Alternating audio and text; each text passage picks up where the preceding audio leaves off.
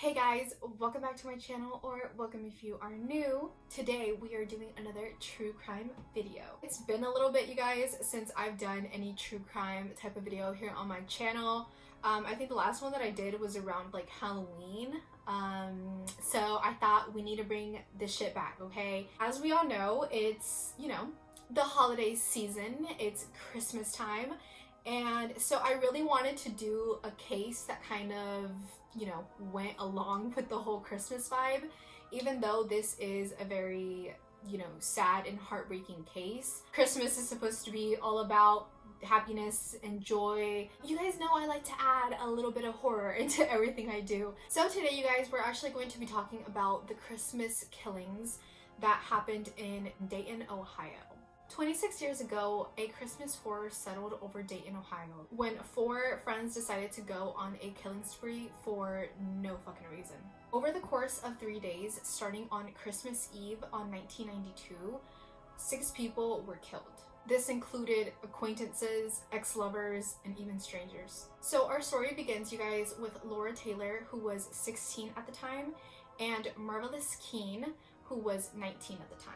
The very first victim of this horrific killing spree, you guys, was a man named Joseph Wilkerson.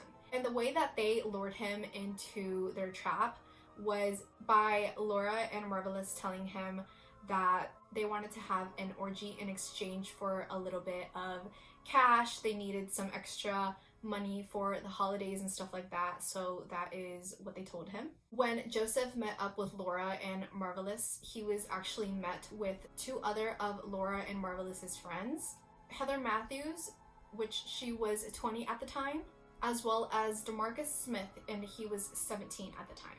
The 4 friends tied Joseph to his headboard with electrical cords, robbed him, and then shot him with a .32 caliber Derringer? Yeah, I don't know my weapons, okay? The .32 caliber that they used to shoot Joseph, they had actually found in Joseph's garage, you guys. So this was his own weapon. They shot him in the chest, and Laura ended up taking the gun, pointing it at Joseph's head and shooting a second time, and that is what killed him.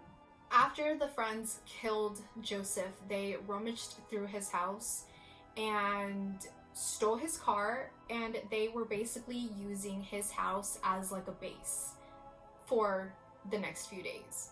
Joseph was killed on Thursday, December 24th, and he was not found until Saturday, December 26th. That same evening that they killed Joseph, a young lady named Danita Guyete.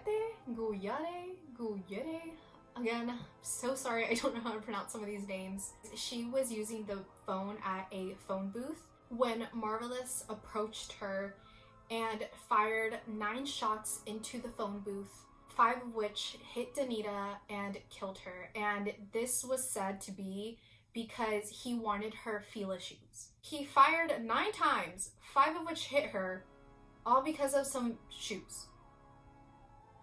They also ended up taking her book bag as well as her coat. Police later found 25 caliber bullet shell casings in the phone booth, which would later connect to other crimes that they committed. After they killed Danita in the phone booth, they actually targeted Heather Matthews' ex-boyfriend. His name was Jeffrey Wright. DeMarcus, who was actually Heather's boyfriend at the time of the killings, shot Jeffrey 4 times in the legs while he was sitting in his car. Jeffrey was actually able to escape to a neighbor's house after DeMarcus had shot him. The next day, you guys, on Christmas Day, December 25th, Laura actually lured her next victim, Richard Maddox, who was 19 at the time. Richard at the time was actually living with his parents, so Laura and him left Richard's parents' home in Richard's car, while Marvelous, DeMarcus, and Heather followed closely behind in Wilkerson's car that they had stolen. Once Richard realized that something was a little off and there was a car following him, Laura shot him in his right temple with the same .25 caliber that was used to kill Danita in the phone booth. On December 26th, Sarah Abraham, who was 38 at the time, was working at her family's mini market. And what basically happened, you guys, is Laura walked in first to buy an item of some sort from the market, headed to the back of the store. Shortly after Laura entered the store, DeMarcus and Marvelous followed behind and entered the store as well. They demanded all the money that was in the cash register. Sarah handed them $30, which was all that was in the register, but they demanded more. Obviously, Sarah couldn't give them more because, you know, there wasn't any more, and they ended up shooting her and as well as an employee named Jones Pettis, and he was actually shot in the stomach as well as in the hand, and he was hospitalized but survived. Sarah, unfortunately, was shot twice in the head by Marvelous. She actually ended up dying, you guys, 4 days later at St. Elizabeth Medical Center. There was a third employee at the mini market, you guys, but she was unharmed because she threw herself on the ground and pretended like she had been shot. Thankfully, nothing happened to her. At this point, you guys, they had killed quite a few people and had stolen different cars. They were starting to get a little paranoid, a little worried, to say the least. So what they did next, you guys, is they basically went around and stole a bunch of license plates from cars to swap them out. Fearing that somebody was going to snitch on them or betray them, they lured their next two victims, both of which were their friends, Wendy Cantrell, who was 16, and Marvin Washington, who was 18. Both Wendy and Marvin had actually witnessed the death of Heather's ex-boyfriend, Richmond. I think I accidentally said Richard earlier. I apologize. It is not Richard, it's Richmond. After the six of them had some wine and some beer, they were in the car headed somewhere when Marvelous pulled over on a gravel yard to pee. And this is where DeMarcus and Marvelous ordered Wendy and Marvin to get out of the car. They shot both of them in the head and dumped their bodies in a different gravel yard outside of town. Wendy and Marvin's bodies were not found until the four of them were actually arrested, so it did take them a little bit longer to find their bodies. They actually ended up stealing Wendy's shoes, guys. That's just crazy. After they killed Wendy and Marvin, the four of them stole a Dodge Shadow from a woman at a gas station on Salem Avenue. Now, by this point, you guys, police were all over this case and starting to investigate and just trying to figure out and capture the four friends. It was during this time when one of the group's friends, 18-year-old Nicholas Woodson, he actually informed Sergeant John Hudson that at a party that had recently taken place, the four friends were actually bragging about the deaths and the murders that they had committed. He told the sergeant that he was very scared and thought that he was going to be next. Nicholas actually asked to be put under protective custody because he was terrified, you guys. At this point, Sergeant Huber is patrolling around town and going in and out of different neighborhoods trying to find the Dodge Shadow. It was at one of the neighborhoods where the sergeant was patrolling that he actually spotted the Dodge Shadow and four teenagers getting into it. The sergeant followed the car for a little bit and then pulled them over because the license plate did not match the car. As the sergeant was approaching the vehicle, he could see Laura mouthing to the person in the front seat to shoot him. But before anything major could happen there, another officer pulled up in an unmarked vehicle and ordered everybody to put their hands up.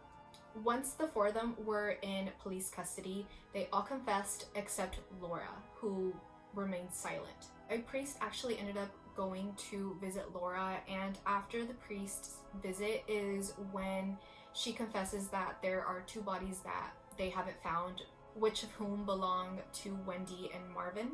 All 4 of them were sentenced to life in prison. So that's basically the whole story, you guys, of what ended up happening. I want to talk a little bit about each person just so you guys can kind of get a feel of who kind of everybody was and just a little bit of their like backstory. We're gonna start off with Laura. Psychologists and police say that Laura was basically like the ringleader of the group. This is said to be believed because she came up with the whole idea to go on this massive killing spree, and the way she started this whole thing was by saying, let's put some drama into our lives. But it was her original idea to lure Joseph Wickerson into having an orgy with them, as well as, you know, Sarah from the mini market. Basically, she was kind of the one to pick out the victims, not all of them, but most of them. And, you know, she was originally the person that initiated the whole killing spree.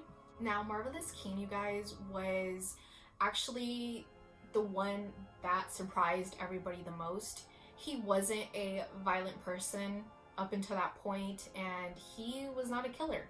He had never been arrested, never had been in trouble with law enforcement, and he was a very, very good student in school. However, a year before all of this happened in 1991, his brother was actually killed during a robbery. And it is said that because of the death of his brother, it really, really took a bad toll on Marvelous, and he became very upset, very sad. He virtually gave up in life and in school, and at the time he was actually living with his father for a short period of time before moving back in with his mother in 1992 to Dayton, Ohio. He did end up moving out of his mother's home shortly after he moved in with her. Now, as for Heather, you guys, in an interview that police had with her, she actually said that she just wanted to be like the rest of them. She wanted to do what the rest of them were doing. She was actually a chronic runaway and a high school dropout. She had actually served 6 months from a year sentence for stolen property before she ended up back in prison for the killing spree. Now, the last person is DeMarcus, and there wasn't too much information on him at all. Basically, everything that I read was just kind of, you know, talking about how he was still in prison and stuff like that, so there wasn't too much information on him, so I apologize for that.